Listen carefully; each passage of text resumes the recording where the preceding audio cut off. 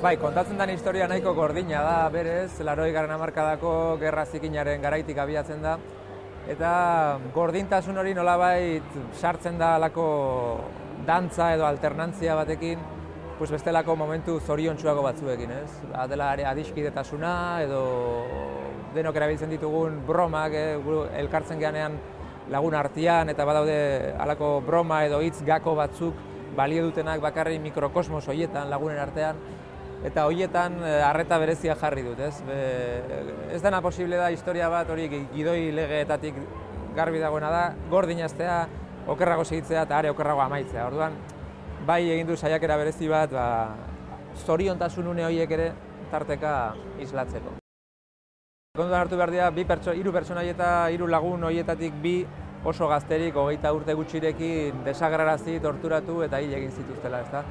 Eta orduan, saiatu naiz bereziki 20 urte inguru horretako, buelta horretako izaera, ez dakit, volkaniko hori ez, gaztetasunak daukan poz hori edo bizizaletasun hori ere apur bat azaltzedin.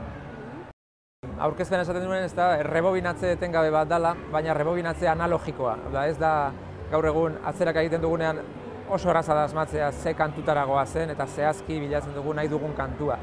Kasu honetan gehiago da, 80. hamarkadan egiten genuen bezala, rewind teklari sakatu eta kasetak atzerantz egiten du atzerantz, baina ez dakizu zehazki nun agertuko zaren, ez? Pixka bat itxumustuka egindako atzera begiratze bada, eta horregatik personajeak eta gertaerak artean badagolako intermitentzia bat, ez ustean agertu eta desagertu egiten dira, berriro agertzeko, desagertzeko, batzuetan mamu baten itxuran, beste batzuetan benetan ezur eta haragiz, eta horrela desagertu agertzen dira lagunak bezala maitaleak eta beste hainbat pertsonaia.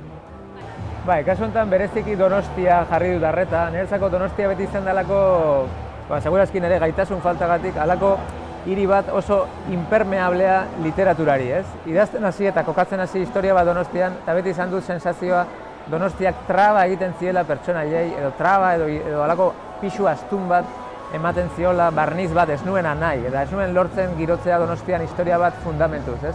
Alde horretatik, Arkaitz Zubiri edo Ramon Saiz Arritoria zer esanik ez, asko miresten ditudan 2 autore hori lortzen dutenak, horiei arreta berezia jarri die Donostia nola arretatzen duten jakiteko, ez?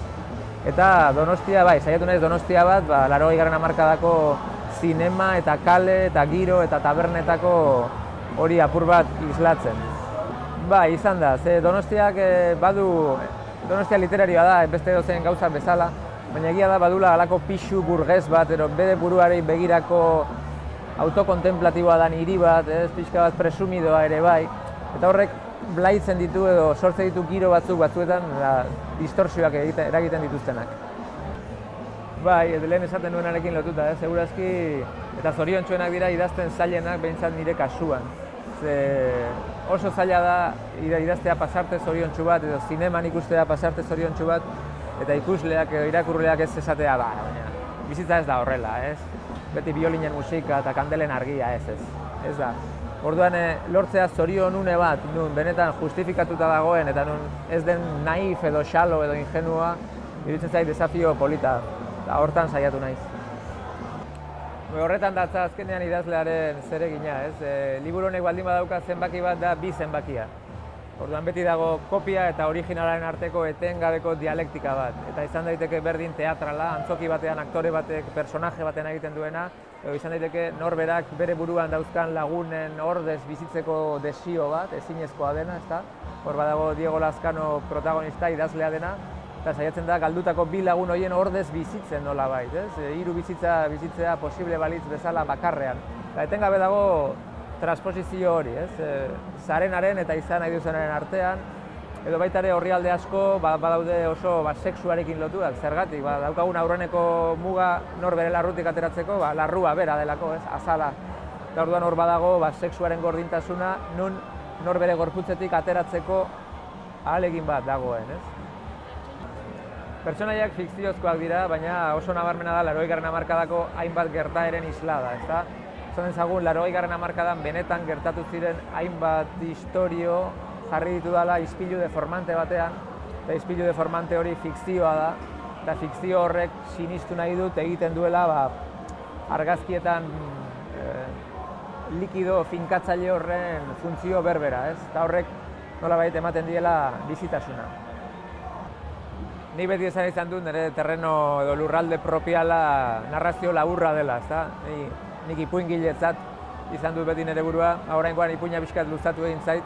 Baina alare, esango nuke, luzea izan arren 8 ataletan dago banatua, eta atal bakoitza, naiz eta denak lotuak egon, bada autonomia handiko atala, ez? Orduan, atal batean berdin aletzen da arte kontemporaneari buruzko beti dago gai zentral bat, ez? Badago batean protagonista da abokatua eta abokatuaren inguruko historiak atal horretan aletzen dira, bestean teatroari buruzko Txekhovi egiten zaio omenaldi badago eta teatroan sakontzen da atal horretan. Alde horretatik, esan dezagun 8 novelatxo laburtzat ere har daitezkeela edo 8 narrazio luzetzat ere har daitezkeela novela osatzen duten atal horiek.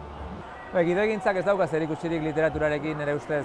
Gidoigintzan badirudi elkarrizketak izan lezakela zerikusirik novela bateko elkarrizketekin, baina ez dauka zerikusirik. Azkenean, ikusentzunezko historia batean idazten duzu aktoreentzat. Eta novela batean idazten duzu pertsonajeentzat. Eta oso diferente hitz egiten dute pertsonajeek eta aktoreek. Aktoreek gorputzarekin hitz egiten dute, aurpegiaren espresioarekin, eta horrek nolabait hitzari ematen dio beste dimensio bat iaia eskultorikoa dena, ez? Eta gidoi baten helburua bere autosuntsipena da beste zerbaitean bilakatzeko. Nolabait da errezeta bat bezala, eta errezeta hori gero plater bat egiteko erabiltzen da. Aldiz novela batean, novela da bukatutako historia. Orduan, personajeek beste era batera hitz egiten dute, askotan gidoigintzako pertsonajeen hizketa moduaren kontrakoa ere izan daitekeena. Egia da, oso pasarte akziozkoak eta iaia noir poliziakoak direnak ere badituela liburuak, eta horiekin bai egin liteke akaso egokitzapen ikusentzunezko bat. Baina, hor beste pasarte asko oso filosofikoak dira, oso pentsamenduzkoak, orduan hor ere tuiz badago, ez? Ekintzaren eta pentsamenduaren arteko etengabeko harreman edo lotura bat. Behar bada miniserie bat egin beharko litzateke pelikula da doinu gehiago, tuiztekin.